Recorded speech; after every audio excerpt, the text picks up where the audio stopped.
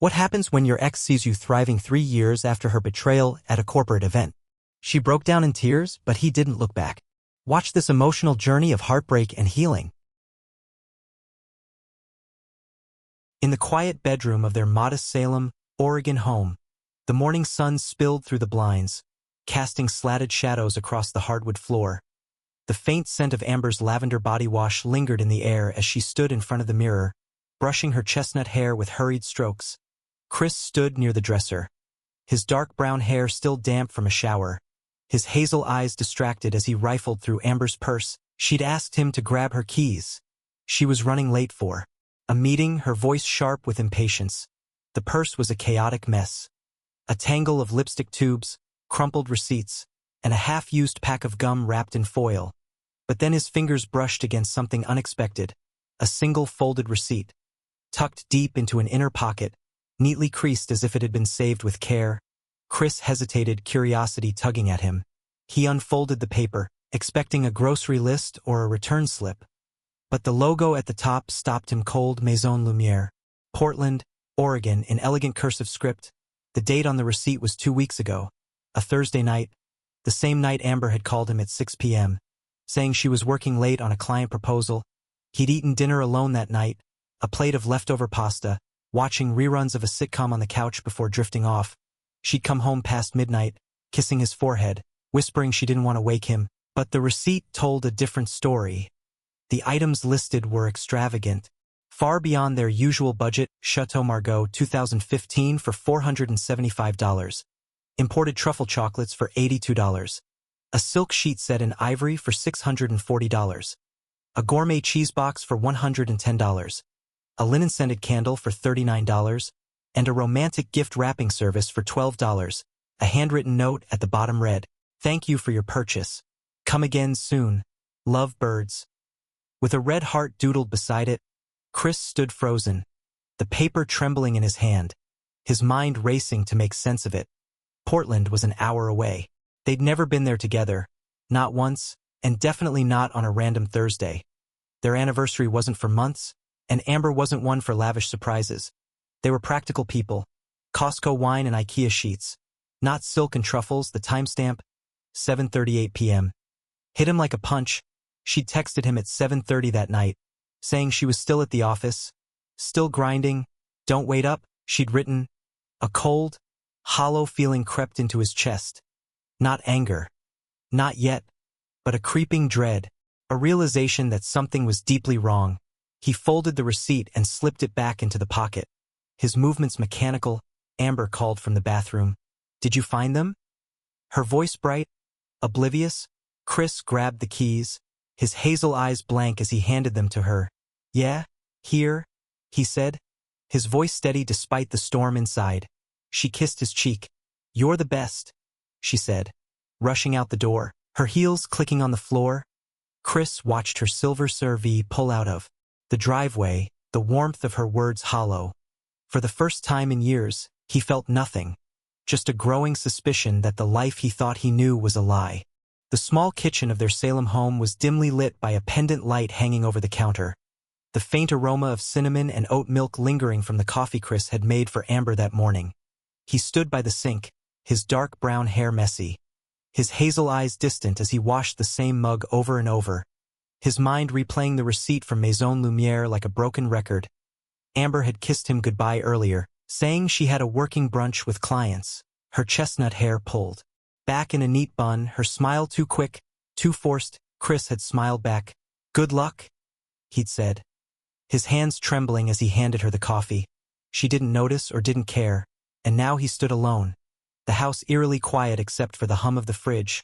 That night, as Amber showered and slipped into bed beside him, her lavender scent filling the space, Chris lay awake, staring at the ceiling, pretending to sleep. Her presence beside him felt foreign, like sharing a bed with a stranger. He couldn't shake the questions. Why Portland? Who was the gift for? Why hide the receipt? And the biggest one, how much of their life together was a lie? In the days that followed, Chris became a silent observer, watching Amber in a way he never had before, noticing details he'd once overlooked. She used to leave her phone face up on the counter while they cooked together, laughing over burnt toast, but now it was always screened down, tucked into her pocket or charging in the bedroom, locked and out of reach. She'd flinch when it buzzed, glancing at the screen with a flicker of something. Guilt? Maybe? Before shoving it away, her excuses grew vague. Girls' nights popping up almost weekly. Names he didn't recognize. Plans that didn't add up. One night she came home late, claiming they'd stayed out for drinks after dinner. Her lipstick freshly applied, her hair too perfect, like she'd fixed it in a car mirror. She yawned, tossing her heels into the corner. "I'm exhausted," she said, but when Chris leaned in to kiss her goodnight, she stiffened, a subtle recoil, as if afraid he'd sense something on her skin. He started keeping mental notes. Dates, times, excuses, slip-ups. Each lie a thread he could trace. He wasn't plotting revenge. He just needed to understand. A small part of him hoped he was wrong, that he'd misread everything, that the receipt was a misunderstanding, but that hope faded with every passing day. One afternoon, Chris watched her from the doorway of the living room. Amber sat on the couch, legs curled under her, a laptop open on her lap, half watching a show she wasn't following. Her phone lit up beside her. She read the message, a soft, private smile crossing her lips, the kind of smile that used to be for him. She turned the screen away, hiding it from view. Chris's heart sank. "Something funny?" he asked casually, Amber startled. "HM? Oh, just a meme from Sarah," she said, brushing a strand of hair behind her ear, her eyes not meeting his. Sarah lived in Denver. They hadn't mentioned her in months. Chris nodded, pretending to believe her. But inside, the suspicion grew heavier. He was living with a stranger wearing his wife's skin, and the cracks in their marriage were starting to show. In the dimly lit living room of their Salem home, the glow of the television cast flickering shadows on the walls. A half-eaten bowl of popcorn sat on the coffee table, untouched for hours. Chris sat on the couch, his dark brown hair pushed back, his hazel eyes fixed on Amber as she sat across from him. Her chestnut hair loose around her shoulders, her phone clutched in her hand. She laughed softly at a text, her lips curving into a smile that felt private, exclusive, not meant for him. She excused herself to the bathroom, her steps quick, the phone disappearing with her. Chris waited, counting the minutes. 20 exactly. Before she returned, her expression casual. "Sorry, just needed to freshen up," she said. But her eyes didn't meet his. He nodded, forcing a smile, but inside, the suspicion had turned to certainty. Amber had changed in ways he couldn't ignore, her once open demeanor replaced by a guarded distance. She'd flinch at the smallest things. His hand brushing hers. Sudden question about her day. Her girls' nights became a weekly ritual, always with vague details. "Just catching up," she'd say, her smile too bright, too rehearsed. One evening, Chris noticed her lipstick, freshly applied after a supposed late-night meeting. Her hair smoothed down as if she'd just fixed it. She claimed she'd been at the office, but the faint scent of wine on her breath told a different story. He didn't confront her, not yet. Instead, he kept watching, cataloging every inconsistency, every lie. He needed more than suspicion. He needed proof. So he called his cousin Travis, a former private security expert turned freelance surveillance worker. Travis answered in his usual clipped tone. "How bad?" he asked. Chris's voice was low. "Bad. I need to be sure." Travis didn't hesitate. "Let's get you sure." That night, Amber claimed she had a team happy hour after work. She kissed Chris on the cheek, her lavender scent lingering as she left. "Have fun," he said, watching her silver CR-V back out of the driveway. 5 minutes later, Chris was in Travis's old Jeep Cherokee. Parked 2 blocks away, they followed her downtown, keeping their distance. She didn't go to the bar she'd mentioned. Instead, she drove to a small spa hotel outside the city. The Tannery House, a quiet, upscale retreat tucked between a vineyard and a hiking trail. Travis parked across the street in a dirt turnout, the lights off. They watched as Amber stepped out of her car at 7:52 p.m., dressed in a navy trench coat and heels Chris hadn't seen in months. She adjusted her hair in the rearview mirror, grabbed a small Louis Vuitton overnight bag from the back seat, one he'd bought her for their anniversary, and walked toward the entrance. A tall man in a neat suit met her, his face obscured by the shadows. They didn't kiss or hug, but their smiles spoke volumes. A shared secret, a quiet intimacy. They walked into the hotel side by side. Chris's heart pounded. his hands clenching the edge of the seat. Travis handed him his phone. "Got it?" he said. The photo on the screen showed Amber walking through the glass doors, her smile relaxed, unburdened, as if she belonged to a different life. Chris stared at the image, the truth sinking in like a stone. This wasn't a fling. This was a routine, a betrayal woven into the fabric of their marriage. The small backyard of their Salem home was bathed in the fading light of a late March evening, the air cool and heavy with the scent of damp grass and blooming lilacs. Chris sat on a weathered wooden bench, his dark brown hair catching the last rays of the sun, his hazel eyes staring blankly at the flowerbed Amber had planted last spring. A photo from Travis's phone burned into his memory. Amber walking into the tannery house with another man. Her smile relaxed, unburdened. A stark contrast to the tension that now filled their home. That morning, Amber had returned from her team happy hour. Her chestnut hair slightly tousled, a latte in hand, her cheeks flushed as if she'd spent the night in luxury. "Morning," she'd said casually. "Sorry I didn't text, figured you were asleep." Chris had looked up from the newspaper, forcing a smile. "All good, hope it was fun," he'd said, but the words tasted like ash. She'd nodded, kicked off her shoes, and disappeared into the bathroom. The sound of running water echoing through the house.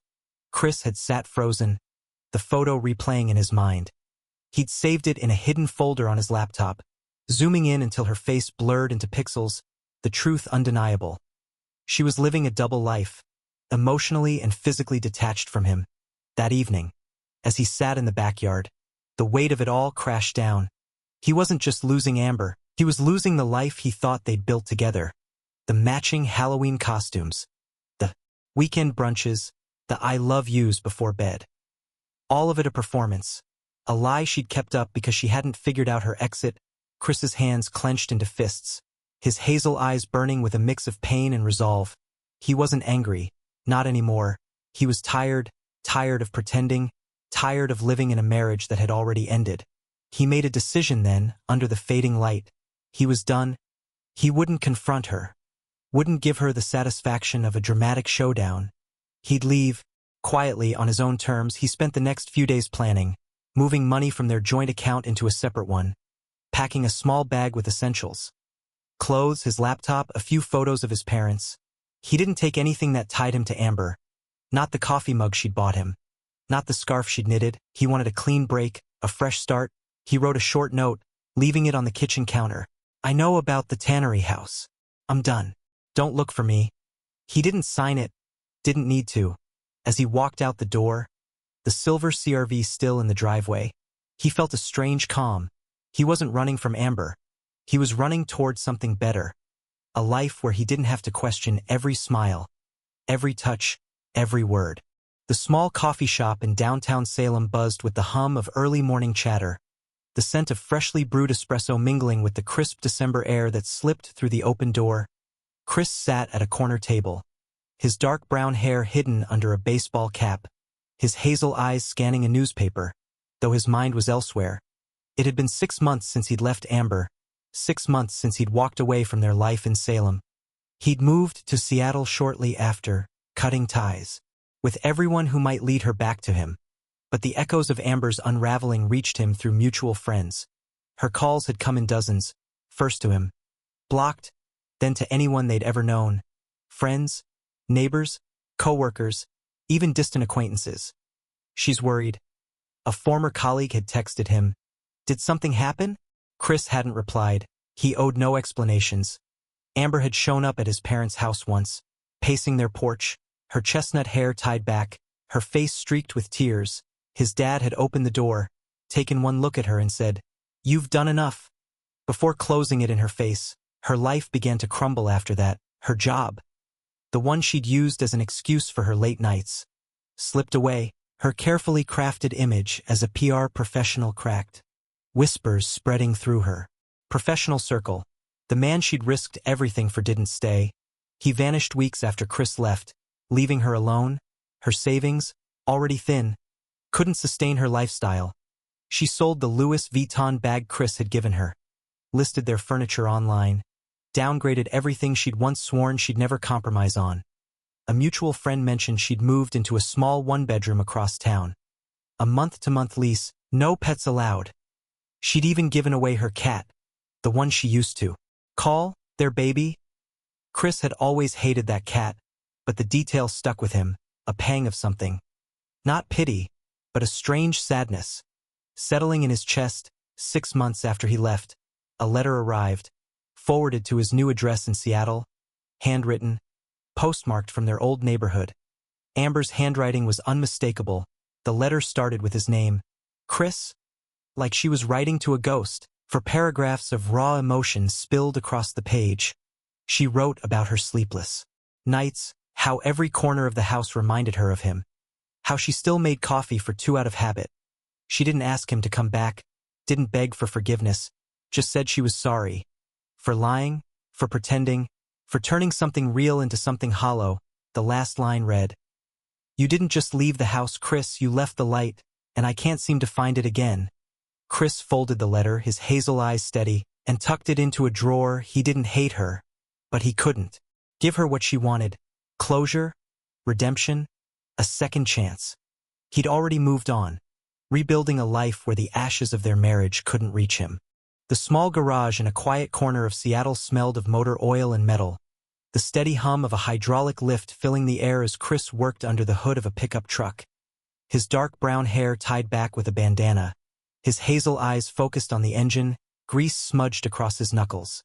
It had been 2 years since he'd left Salem, 2 years since he'd walked away from Amber and the life they'd shared. Seattle had become his refuge, a place to rebuild, to heal. The job at the garage was a lifeline, routine, hands-on, no pretense, just honest work with honest people. He traded the suits and fake smiles of his old life for wrenches and overalls, and it felt right. The memories of Amber still surfaced some days, unbidden. The way she'd laugh at her phone, the lies she'd spun so effortlessly. But they no longer cut as deeply. He'd learned to let them pass, like clouds over the Puget Sound. His new life was quiet, steady, filled with small joys. A cold beer after a long shift, the sound of rain on his apartment window, the satisfaction of fixing something broken. Eventually, he met Lauren. She'd come into the garage one day with a busted radiator. Her calm presence a stark contrast to the chaos Amber had left behind. Lauren had short blonde hair and warm green eyes. Her voice soft but direct. They talked while he worked. Her questions genuine. Her laughter easy. Coffee turned into walks, walks into dinners. And for the first time in years, Chris didn't feel like he was waiting for a betrayal. Lauren was different. She didn't hide her phone, didn't speak in riddles. She was kind, present, the kind of person who listened with her whole heart.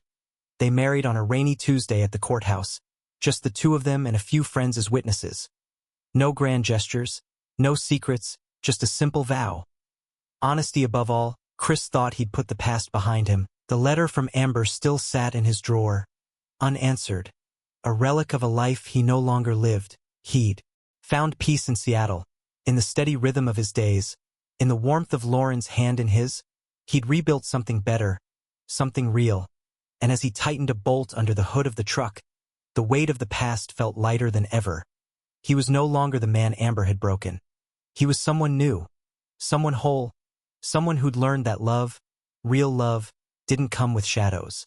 The downtown Seattle hotel ballroom was abuzz with the chatter of a corporate holiday mixer, the air filled with the clink of plastic wine cups and the faint scent of catered meatballs.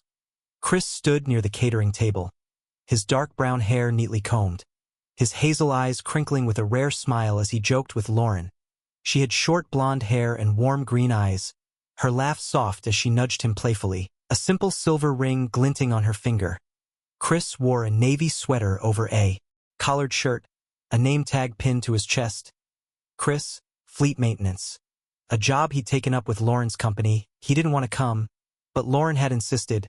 "It'll be good to meet people," she'd said. So here they were, sharing a mini quiche and guessing who'd drink too much first.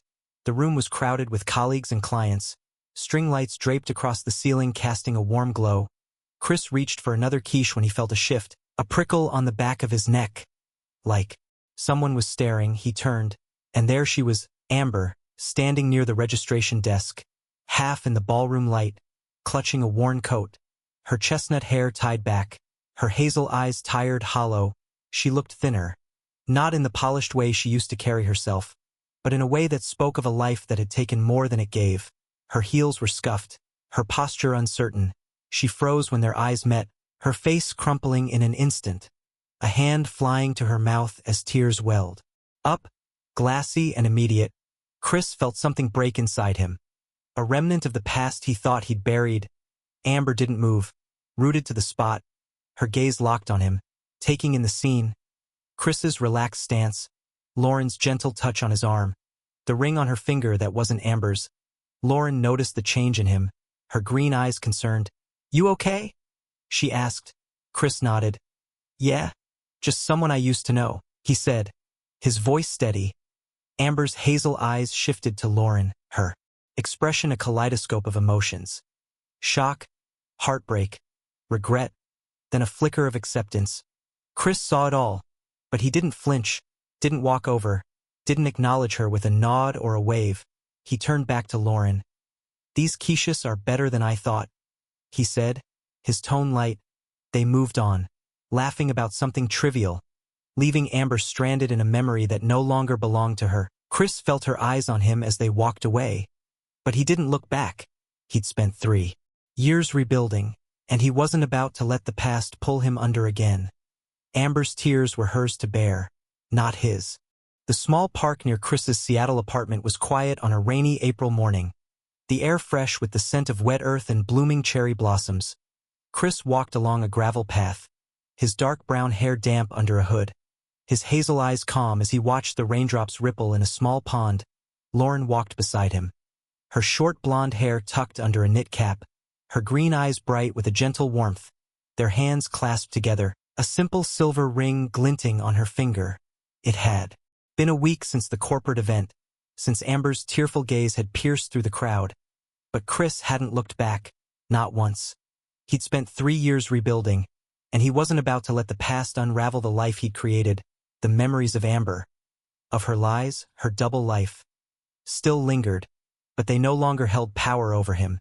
He'd learned to let go, to walk away from the wreckage she'd left behind. Seattle had given him a fresh start. The garage job a steady anchor, Lauren a partner who loved him with honesty and presence. They'd built a life of small, meaningful moments. Rainy walks, shared laughter over burnt pancakes, quiet evenings with a record player spinning old jazz. Chris thought about Amber's letter, the one he'd tucked away. Her words about losing the light. He didn't hate her. He never would. But he couldn't give her the closure she sought, because the truth was, when someone burns your life down while you're still in it, you don't go back to watch them cry over the ashes. You rebuild, better, stronger, somewhere else, and that's what he'd done. Lauren squeezed his hand, pulling him from his thoughts. "You're quiet today," she said, her voice soft. Chris smiled. "Just thinking about how lucky I am," he said, and he meant it. They stopped by the pond, watching a pair of ducks glide across the water, the rain a gentle patter on their umbrella.